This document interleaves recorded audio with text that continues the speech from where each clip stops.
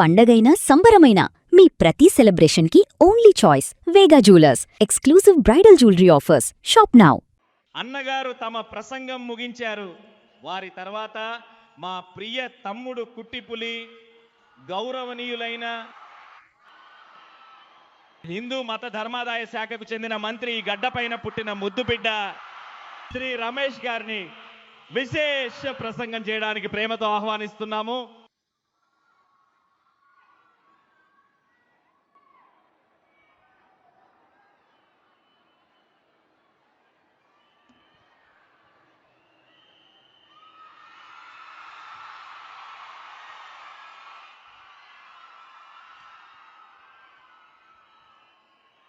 అందమైన మా తమిళ తల్లికి నా తొలి వందనం.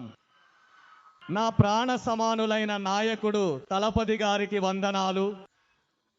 ప్రియమైన ప్రధాన కార్యదర్శి అన్న ఎన్ ఆనంద్ గారికి కృతజ్ఞతలతో, ఈ ఒక్క నిమిషం కోసం నా జీవితంలో ఎన్నో సంవత్సరాలు ఎదురు చూశాను. అవును, అన్నను ఇలా పిలవాలి, మరి ఎలా పిలవాలి? గౌరవనీయ తమిళనాడు ముఖ్యమంత్రి అని పిలవాలి. అన్న తలపతి గారు అని పిలవగలిగే ఆ ఒక్క క్షణం కోసం మనమందరం ఎన్నో సంవత్సరాలుగా తపస్సు చేశాం. మనందరి ఆ తపస్సు ఈ రోజుకు ఫలించింది. న్యాయ పద్ధతిలో పరిపాలించే రాజును ప్రజలు దైవంగా భావిస్తారని ఒక తిరుకురల్ చెబుతుంది. న్యాయ మార్గం నుండి తప్పకుండా అలా పరిపాలన చేసే పాలకుడిని ప్రజలు తమ ప్రియతమ నాయకుడిగా దైవంగా కొనియాడుతారు అనే ఆ తిరుక్కురల్ వాక్యం మన గౌరవనీయ ముఖ్యమంత్రి గారికి సరిగ్గా వర్తిస్తుంది. ఈరోజు తిరుచి నగరంలో అన్నగారు కృతజ్ఞతలు చెప్పడానికి వచ్చారు. ఇదే తిరుచిని తమ అడ్డ, తమ కోట అని పదే పదే చెప్పుకున్న వాళ్ళందరికీ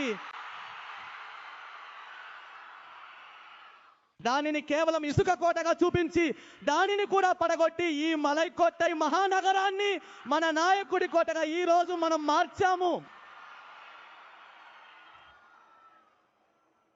సాధారణ వ్యక్తులను కూడా అభ్యర్థులుగా నిలబెట్టారు. సామాన్య కుటుంబాలకు చెందిన వారిని అభ్యర్థులుగా నిలబెట్టారు. వీళ్ళందరూ మనల్ని ఎదిరించి గెలవగలరా అని పగటి కలలు కంటూ ఉన్నారు.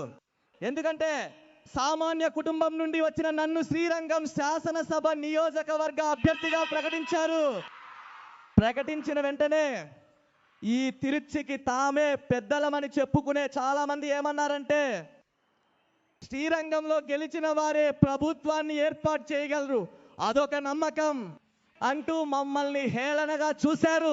కానీ ఈ సామాన్యుణ్ణి శ్రీరంగంలో గెలిపించి ప్రభుత్వంలో ముఖ్యమంత్రిగా కూర్చోబెట్టిన ఒక గొప్ప నాయకుడు, మన నాయకుడు ఒక్కరే. మీలాగా ఈ స్థానంలో ఉన్న ఎందరో సామాన్యులను ఈ స్థాయికి తీసుకురావడానికి చరిత్రలోనే ఒక నాయకుడు ఉన్నారంటే అది మన నాయకుడు మాత్రమే. వేరే ఏ నాయకుడి వల్ల అది సాధ్యం కాదు. పలు వేదికల మీద అన్న ముందు కూడా చెప్పాను, ప్రచారాల సమయంలో పలు వేదికల మీద కూడా మాట్లాడాను. ఆ ఒక్క విషయాన్ని మాత్రం గుర్తు చేస్తాను. చాలా చోట్ల చెప్పాను, చిన్న పిల్లలని మమ్మల్ని హేళనగా చూడకండి. ఈ చిన్న పిల్లలు ఏం చేస్తారో చూపిస్తామని చెప్పాం. పలు వేదికల మీద నేను మాట్లాడాను, అన్న ముందు మాట్లాడాను. ఇప్పుడు అలాగే చూసే వాళ్ళకి ఇంకొక మాట చెప్పి ఒక ప్రతిజ్ఞ చేసి నేను వెళ్ళిపోతాను. రాసి పెట్టుకోండి, ఈ చిన్న పిల్లలు రాబోయే కాలంలో ప్రతిపక్షమే లేని శాసనసభలో మా అన్నను ముఖ్యమంత్రిగా కూర్చోబెడతాం. ఇది భవిష్యత్తు చరిత్రగా మారబోతోంది.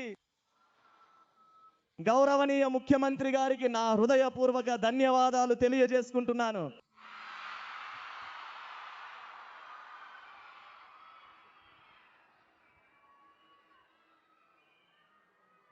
నమస్కారం.